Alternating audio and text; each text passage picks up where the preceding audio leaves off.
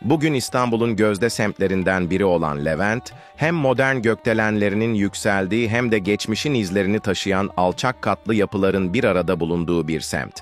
Bir zamanlar İstanbulluların hayalini kurduğu, o yemyeşil, bahçeli ve sosyal alanlara sahip, yatay mimarinin ilk örneklerinin hayata geçtiği bu bölge, zamanla şehrin dikey silüetinin de önemli bir parçası haline geldi. Gelin, Levent'in bu dönüşüm hikayesini keşfedelim. Osmanlı döneminde bugünkü Levent ve çevresi daha ziyade kırsal bir alandı. Bu topraklar padişahın has arazileri içindeydi ve özel olarak Levent Çiftliği olarak anılıyordu. Hatta bu bölgenin adının kökeni de Osmanlı'ya dayanır. Osmanlı Padişahı 1. Abdülhamit 1780 yılı civarında bugünkü Levent'in bulunduğu bölgeyi Osmanlı donanmasının ünlü kaptanı deryası Cezayirli Hasan Paşa'ya verdi.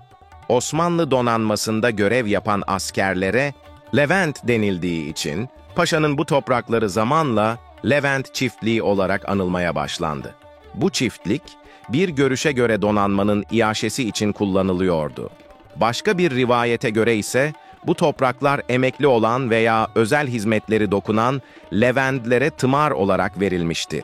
Yani Osmanlı'da Levent doğrudan bir yerleşim yeri olmaktan ziyade tarım arazisi ve donanmayla ilişkili bir bölgeydi.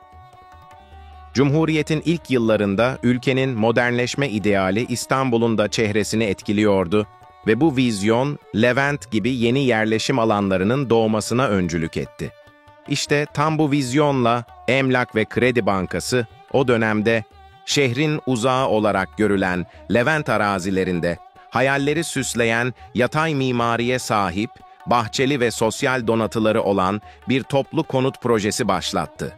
Amaç, sadece konut inşa etmek değil, modern bir yaşam kültürü oluşturmaktı. Hatta o dönemde şehirden bu kadar uzak bir yere konut yapılmasına ve bu tür modern projelere çeşitli eleştiriler getirenler de vardı. Levent'in planlı yapılaşması 1947 yılında Emlak ve Kredi Bankası'nın öncülüğünde yaklaşık 400 konut ile hayata geçti.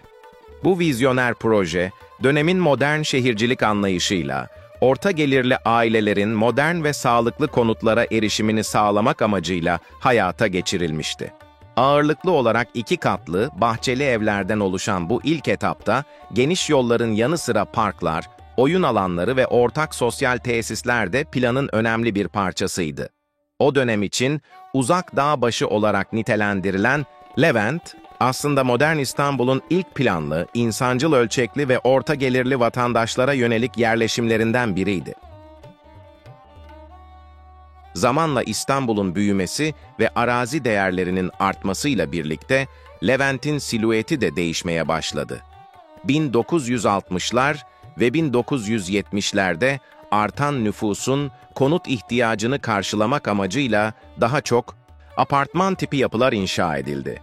Ancak ilk etaptaki o yatay mimari ve sosyal yaşam anlayışının izleri, semtin bazı bölgelerinde hala hissedilebiliyordu.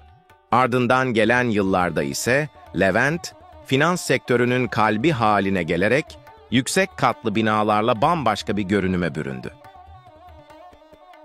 Bir zamanlar İstanbulluların hayalini süsleyen yatay mimarili, bahçeli yaşam alanı olarak kurulan Levent, bugün bambaşka bir kimliğe sahip. Şehrin ekonomik nabzının attığı, dikey yapıların yükseldiği bir merkez haline geldi. Bu dönüşüm, İstanbul'un değişen ihtiyaçlarını ve kentleşme dinamiklerini gözler önüne seriyor. Ancak günümüz İstanbul'unda deprem gerçeğiyle yaşarken, Levent'in kuruluşundaki o yatay mimari ve insancıl ölçek akıllara geliyor. Keşke tüm şehri, Levent'in ilk yıllarındaki gibi, daha güvenli ve orta gelirli ailelerin de erişebileceği yatay yapılarla yeniden inşa edebilsek, buradan tüm yetkililere sesleniyoruz. Levent'in kuruluşundaki bu vizyonu, Türkiye'nin dört bir yanında hayata geçirerek, insanlarımızı modern, güvenli ve insancıl konutlara kavuşturalım. Özellikle orta gelirli vatandaşlarımızın bu tür projelere erişimi sağlanmalı. Siz Levent'in bu ilk hali ve geçirdiği dönüşüm hakkında ne düşünüyorsunuz? Siz de yetkililere bu konuda bir çağrıda bulunmak ister misiniz? Yorumlarda fikirlerinizi ve düşüncelerinizi paylaşın.